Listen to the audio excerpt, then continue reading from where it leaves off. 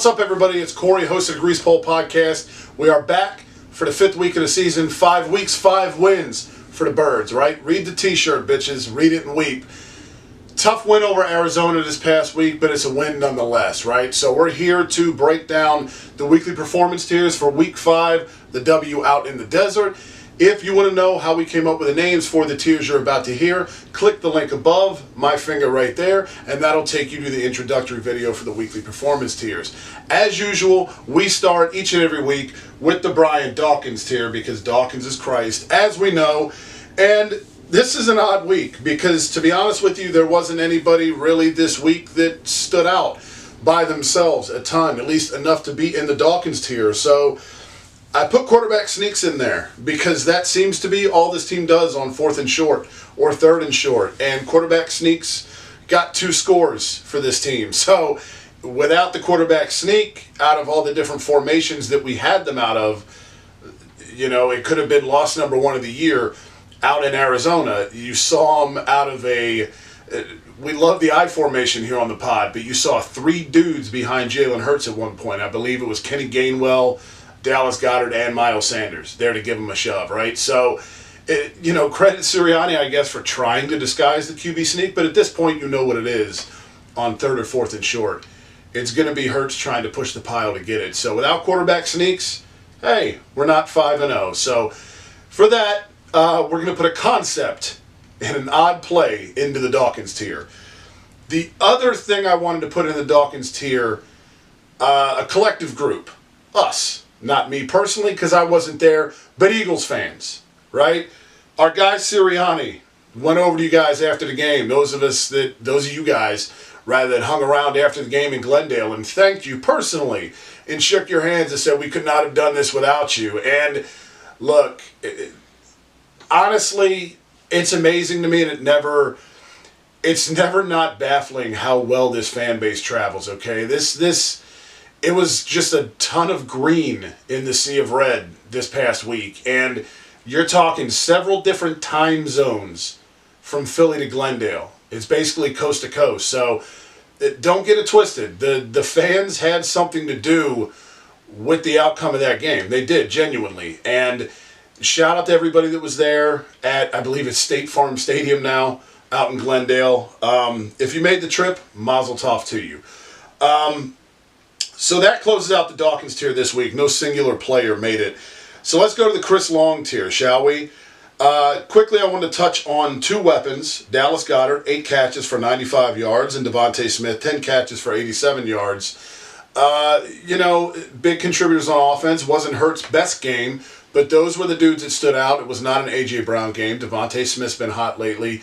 Goedert, I believe, has been the best tight end in football this year. It may not be the case statistically, but I think he's had the biggest impact on the team, and he's been the best. Maybe not fantasy-wise, but Goddard's been amazing. And we've been saying for a while since this pod's inception what that dude could do if he was a featured tight end. With Zach Ertz on the other side now you see what Goddard can do. And he's done it each and every week all year long, this being the 5th week of the season. First appearance this year for Chauncey Gardner-Johnson in the Chris Long tier, in any tier, rather. First time we're mentioning his name on this series. And he led the team led the team with 10 tackles, rather. If I could fucking talk, that would help.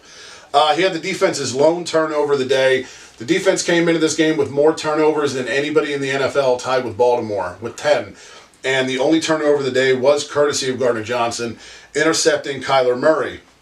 So he gets a mention in the Chris Long tier for that. And then also wanted to mention Cameron Dicker, right? Dicker the kicker here, who got called up from the practice squad early in the week. He was perfect on the day, made both extra points, big whoop. 2 for 2 on field goals for the day, and as long as it was 42, the 23-yarder at the end of the game for the win to make it 20-17. Nothing crazy, no Justin Tucker shit, but you have to put yourself in that situation where dude didn't even know he was going to be playing a week ago. Now he's in an NFL game, kicking for an undefeated team, no pressure. And his leg is what ultimately ended up putting the winning points on the board for the Birds. So big shout out to the product of the University of Texas after they just spanked the hell out of Oklahoma on Saturday. Cameron Dicker makes it into the Chris Long tier. The Nelson Aguilar tier. Sirianni's our guy, right? What a guy. What a fucking guy. and he's got an island. As you know, if you listen to the pod, we gave him an island and a wife for every day of the week, but our guy needs to wear a hat or a visor. He does not look nearly as good, nowhere near as hot, with the hair being that wonky situation that it was on Sunday. So, visor, hat, do something with the dome, dude. Get your shit straight. All right, and that sweater vest you got going on this year, kind of weird. We prefer you with the tight black pants and the black polo shirt, just for the record. All right, so Aguilar's tier is Sirianni's hairdo and a lack of a hat. That's what we're going to go with this week.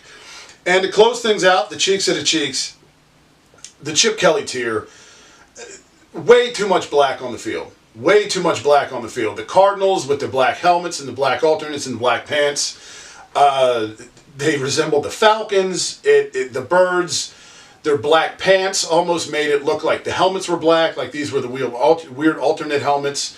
It just, the only thing that wasn't black on the field was the white jersey that the Birds were wearing, is how it looked. Just way too much going on. It looked 2002, 2003 as fuck. The Cardinals have dope helmets. They've got okay gear. You know, I love the green pants. If we're going on the road, we're wearing the white tops. The green pants to me are the best. I like the black pants, but I fucking hate them when you're going against a team that's posing as the Atlanta Falcons out west. Cheeks. Just cheeks look. So those are our tiers for this week. After going 5-0 against the Arizona Cardinals and Kyler Murray. So next week is Dallas week. It's fucking Dallas week, people. And Eagles fans, you know what this week means to us. And it's, Dallas fans might try and downplay it, but this game's fucking important. And this game hasn't held any significance really in a while. Dallas has owned us, okay? It sucks to admit that, but there hasn't really been any significant stakes in this game, in this matchup, for a couple years. So ultimately, it's going to be awesome to be playing in prime time and have this game fucking mean something. And now the streak of playing former Eagles continues with fucking Jason Peters out there, Mr. False Start himself. So we'll see how this goes. Prime time, Birds, boys. Can't wait. Is Dallas week. What do you think of our tiers this week? What do you think of who made it where from the Arizona game? Let us know in the comment section. If you want more Eagles content on your homepage, please hit the subscribe button. If you don't, either way, thanks for stopping by. We very much appreciate it. We'll see you next time. As always, go Birds.